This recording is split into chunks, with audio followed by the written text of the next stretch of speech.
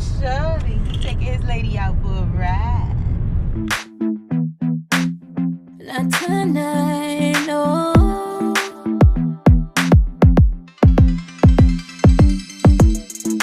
Fighting, we've been fighting for so long now. Tired of trying, cause everything I do is wrong. I open my heart up to you.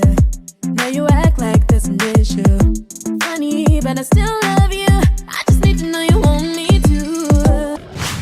This will be my third one, I think. This your third one? This is only my second one. Who you with the other time you go? I said to school. Oh yeah, oh man. Don't you start with me. Huh? I got you on film. What you saying? That's why I had to find out about it. It's probably like my fourth. Encountered in the safari station. It's called the emu. The emu is one of the large flightless birds that we have, but they are related to each other, and they're also related to the ostrich. They're coming. We don't have the ostriches out here because they're evil, and unlike the Ria and emu, who are also evil, they're big enough to do something about it. So they have been known to steal jewelry, phones, watches off of the people on the bus because they're tall enough to do that. Oh, she said they stole stuff. They gonna try to steal it for us. Look. Imagine they bite me. Look. You gonna bite my finger? No, just throw it. Throw it. Throw it. I'm not gonna Throw that. breathe through it.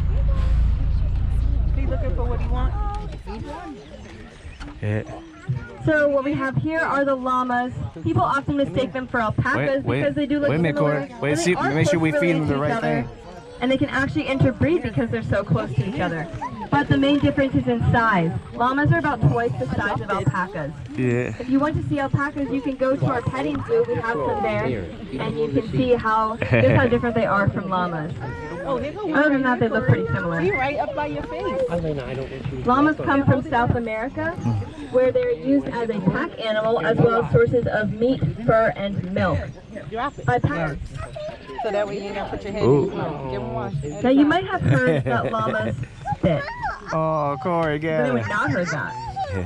One more. And then we let him go somewhere else. Yeah, don't feed them all there. You gotta So say when something llamas about spit, it. they're not only using saliva, they're also using their own vomit. What? Bro, what are you talking about, man? Look at Essentially, when they are vomiting, or when they're spitting on you, they're projectile vomiting on you. Ooh. And that is why you don't want to be on their bad side. You want to be They their go friend. vomit on you. If you see a llama staring at you unblinkingly with its ears flat back against its head, that means you should back away slowly because it is getting mad at you. Yeah. To the right of the bus is our baby llama. Now the llamas are my favorite animal here on the safari, and the baby is my favorite of all the llamas, so it is my favorite animal in this entire safari because it's just so cute. To the right of the bus is our white-tailed deer enclosure. Now, they're in a separate enclosure in part because they eat a special diet, so make sure you're not throwing food into the enclosure so that they don't get sick. Okay. I do see a Don't couple of feed them. They're hard to see, but I see at least one baby, maybe two. They're the ones that have spots on them like Bambi. Rule is the reindeer. Both males and female reindeer have antlers. Mm. Oh, there we go. Where? Right here. Walking up to the bus is one of our She elk. said Ooh. don't Elk are another type of deer. Look at that big boy. you might want to be back. Be big. They actually Oh, like, only come have back bottom to- front teeth. They don't have upper front teeth. So if they bite you, it's only going to hurt half as much. But it's still gonna hurt. This guy, I think, is the dominant male from last year's breeding system. Now, the elk breeding system, to put it simply, it's all the females breeding with one male. Sometimes there's a few outliers who decide to Yeah, that's big. That's big there. sample a few other males. But for the most part, one male gets to be the father of all the babies that are born the next year. So I think that it's this one because he has the largest set of antlers in the park, and all the babies that have been born this year are leucistic, just like this guy, even if their mothers are normal brown elk. Ooh yeah. Ooh yeah. Ooh yeah. 100,000. Oh, what's that? Ooh yeah. What he eat those carrots? I told her to do Look, oh, look at his teeth. So hey, feed So him, Chloe. right now- feed him, Chloe, so I can get a close up. His antlers are covered in velvet, as I said earlier, Hold it and up. that is a thin layer of Hold it fur up. that is covering these blood vessels that carry all the nutrients up to the growing antler. Later in the summer, early fall, the blood supply will cut off at the base of the antler, and the velvet will start to die off, and it'll become very itchy, so he will start to rub his antlers on the fence, on rocks, on trees, Get one another one, and get one more, other get one more. antlers to get all that itchy velvet off. And that also helps to sharpen the antlers and strengthens his muscles in preparation for fighting, because in the fall, which is their mating season, the males will fight with each other using their antlers to compete with each other. Oh yeah.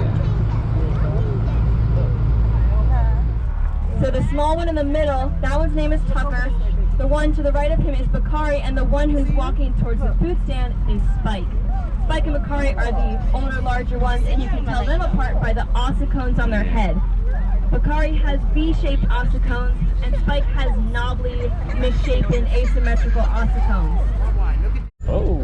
We got some janky brakes on this bus, so sorry about that. Oh. Oh. Look, it's scaring them.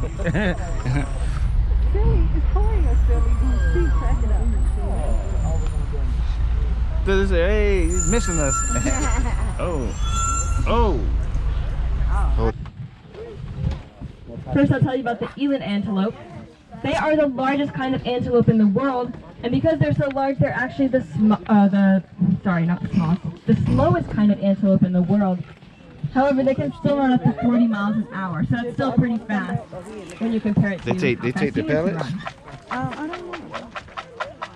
I don't know if they take the pellets. Not only are they pretty strong runners, but they're also very good jumpers, and they can jump over 6 feet straight up in the air. Whoa. That's why you can't tell any jokes about eland, because they go right over your head. Ah! Jokes aside, that is why we cannot have low to the ground, that's why we have to have high up fences around the entire area, otherwise the eland would jump right out and escape. And that would be sad. Because who would give them corn? You want to give another one?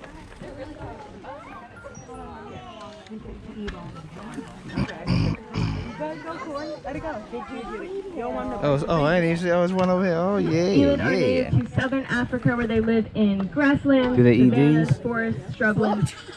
And in the areas they need camouflage because there's a lot of predators who live there. They're preyed upon in the wild by lions, cheetahs, hyenas, and African hunting dogs, among others. Also called the African wild. But they have two differences that I want to tell you about. One is the camouflage. Those stripes down the side of their back and their flanks, that helps break up their silhouette when they're walking through grassland, so they're not as visible when they're moving to any predators that might be looking for them.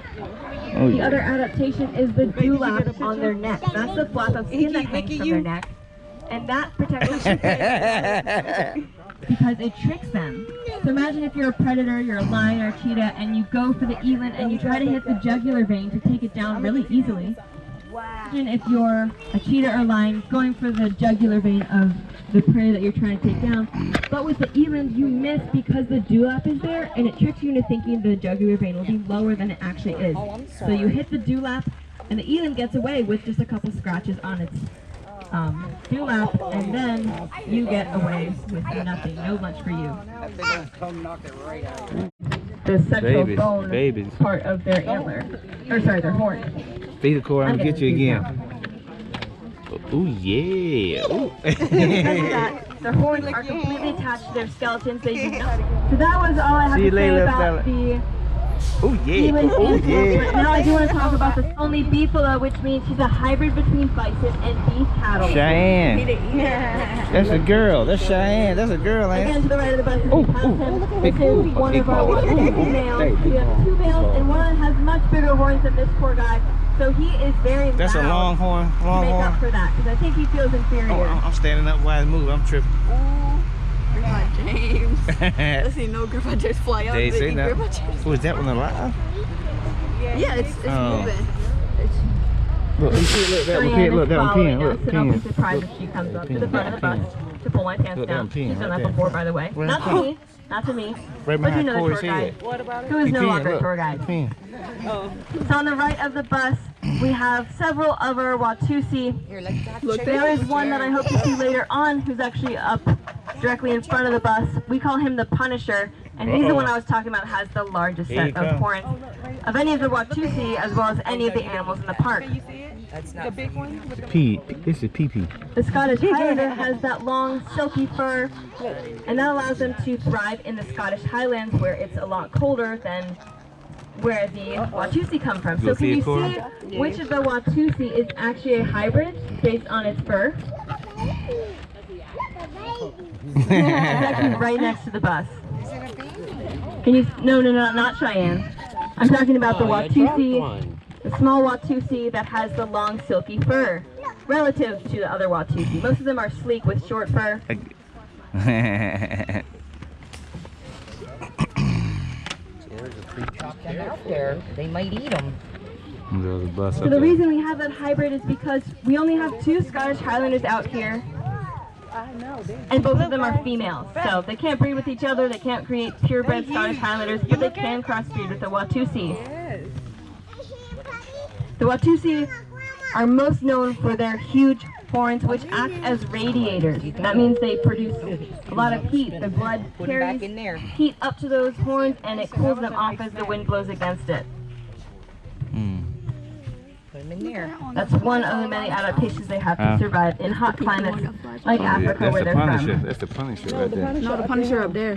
One of the Watusi is unfortunate enough to have black fur instead of white fur, or instead of, red fur. He came down. That's the one right here, and that's pretty rare. I see him up there. I imagine that one gets pretty hot on sunny days. This big guy up ahead, how much might his horns weigh? How much might the horns weigh? I'm not sure what the answer to that is. I would like to know though. So the horns of the Watusi, they do look big and they are heavy, but they're not as heavy as they look because they're filled with hollow structures of air, like the bones of a bird. I see big belt. If you want to see the inside of a Watusi horn, you can go to the museum where they have some as a sample. Again, to the left of the bus, we have the Punisher. If you would just turn his head this way, you can see he has a skull pattern on the front of his head. Oh yeah, he got a skull on his head, man. Look, he got a skull on his head. Look at the horns on that one. Look how long, look how wide they are. Brahman, Brahman. That's the Punisher. And the Brahman are similar No, the to Punisher got the skull on his They're an head. American breed No, the developed from Punisher got a several different skull. cattle. You see, you ain't Except seen they don't come the from skull on his African head. cattle. They come from Indian It had a cattle. skull on the front. Look, stand up. That's the Punisher right there. Punisher is right there. Oh. With the skull on his head. Look at that. Look how big his antlers is. We could see why we call her a hippie cow. Oh, with the hair all over the eyes and stuff. Near Dave, we also have our baby bison. She's our newest member of the bison clan. Or herd, I guess. She was just born in April, so she's only a couple of months old. She'll take about 8 years to reach her full size, and only a couple of months to lose that caramel baby color. To the right of the bus is one of our baby elk.